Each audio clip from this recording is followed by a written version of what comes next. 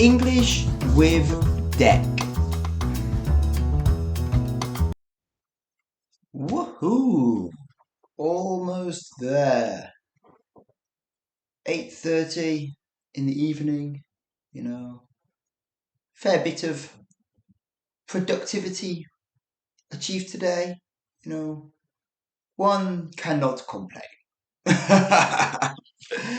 Yeah, it's always a good feeling when you feel like you've achieved something by the end of the day. You know, that feeling is actually one of the many reasons that I actually do this job. Like I've said before, and I'll say it again, but the satisfaction which comes from conducting several good lessons, strong lessons, well paced, all that sort of stuff, and also, you know, allowing the students to sort of, enjoy themselves. Today I had a nice range of students. Started off this morning with a couple of students who were very different. One based over in Italy, and I was helping her plan her upcoming trip to Japan. Then I came back to Japan and with a lady who has a fascinating career, actually. She works in healing and therapy, and absolutely fascinating lady. And then I had a little break throughout the day, and then I went over to the Philippines for had a conversation with a high school student over there, who's an absolutely hilarious kid. He's really got his head switched on. He knows what he wants, and he's going to almost definitely achieve it. And then I went over to Poland and taught two brothers back to back there, and then after that over to Australia with a kid who's from China originally, but he moved over there, and he's half Australian. I should probably add that. But anyway, yeah, and that range of students, and each lesson goes to plan. Boom, boom, boom, boom. And it's like as simple as the ABCs, when this feeling, it can't be replicated. Hey guys, it's Deck here from Deck English with another episode of English with Deck. Let's go. Now, one thing I want to add to all of this is for a lot of learners around the globe now, there are many sounds or many words and many instances when learning English which can cause problems or hindrance. But one of the most famous instances of this is the R and L sound. So R and L. Okay. Now, for many people listening, I'm sure these are not the easiest sounds to pronounce in English. There are many languages around the world which don't favor these sounds. But don't worry, you're not alone. R and L can be tricky in some languages. Sorry, it's getting a bit warm. Just going to crank up the AC. Nice, there we go. But in English, the difference can really change the meaning of a word. So it's really important, just to pay extra attention if you struggle with it. Now, a great example of this is right and light. Now, if I mix that up or soften that first sound, well, it's very difficult to distinguish. Are you telling me to go right? Are you telling me to turn on the light? Well, let's hear it in a bit more of a sentence. So, after you take the next left, please turn right. And that means to go this way. But if I say turn light, that does not really make sense, So sound matters. Another common example of this is rice and lice. Rice is food, and lice are those teeny tiny insects that live in, well, hair or fur. So, yes, this is a very important difference. And I don't know, imagine going to a restaurant and you say something like, hey, can I get let's say this meat dish with a bowl of lice? That waiter might be a little concerned or confused at the very least. Okay, now let's keep this really simple. And don't worry if you don't get this right the first time. You can try and try again. Okay, so for the L sound, your tongue kind of touches the behind your top teeth like this. So tongue touching behind the top teeth, light, long, love, and lunch.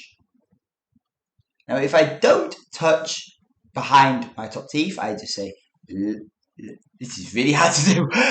Light, long, love, lunch. What I did there, I stuck my tongue towards the more central area of my mouth. But of course, light is not correct. It is light. Okay, so tongue behind your top teeth. One more time. Light, long, love, love. Yes, lunch. Your tongue is doing some work at the front of your mouth. But for the R sound, your tongue does not touch the top of your mouth in the same way. In British English, the R is often softer, I believe. Yes, softer than in American English, especially at the end of words. So, for example, car does not usually sound like a strong car. But in many British accents, it can come across as a ka, C-A-H, car. So it's like a h, car. And I think I say it reasonably strongly, but with a reasonably strong, do I say car? Yeah, I do. I don't go for the whole car, like CARRRR. But I guess for clarity, I definitely don't sort of under enunciate the word. I do pronounce it reasonably clearly, I would say. So yeah, car or car, because it sounds a bit like a H. Now, let's get to the beginning of the word, and the R still matters. So let's try this. Red, right, road, really. Now, what did I do then? Was my tongue at the top of my mouth? Red, right, road, really. No, my tongue was red around the central area, and I rested my upper teeth onto my lower lip. Red, but slightly inside.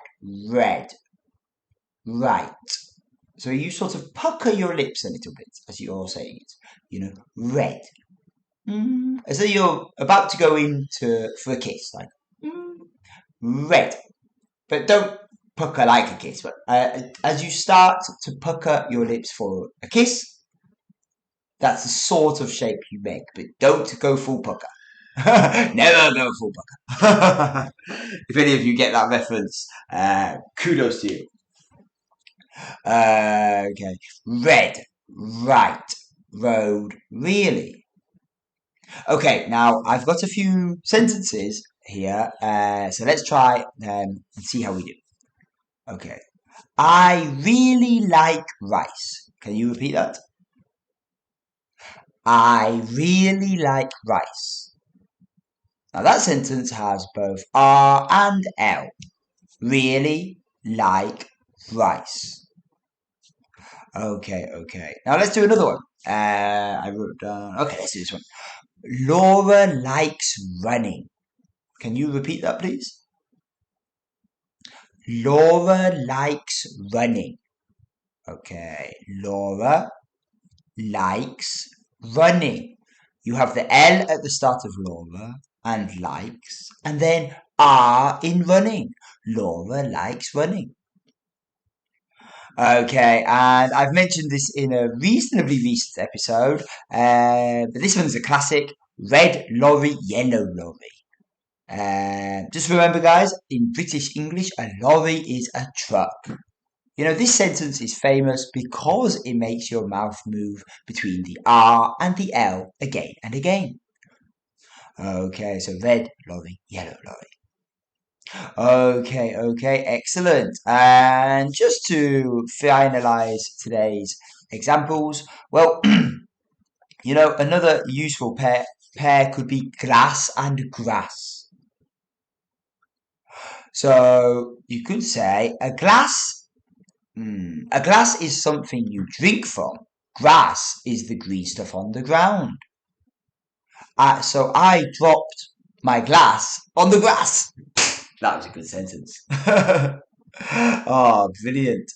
So just remember, if L and R are difficult for you, that doesn't mean your English is bad. Well, it just means your mouth hasn't gotten used to learning the movement yet. And honestly, there are many native speakers who either mix it up, don't pronounce it properly for accent reasons, for lack of care, or just because they have, for example, a lisp or something similar. So there are many reasons why someone might not be able to, whether a native speaker or not. But honestly, give it a try and see how you do. Okay, guys, remember, English doesn't have to be difficult. See you in the next one.